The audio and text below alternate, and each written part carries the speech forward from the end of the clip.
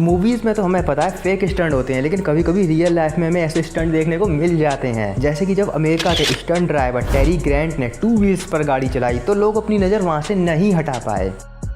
Car की बात चली है तो ये भी देख लीजिए कि जब एलन अपनी कार में टूर पर निकले तो अचानक ही लैंडस्लाइड की वजह से एक के बाद एक पेड़ टूटकर सामने गिरने लगे। लेकिन शुक्र की बात यह है कि इसमें किसी को चोट नहीं लगी और सही समय पर गाड़ी को बैक कर लिया गया।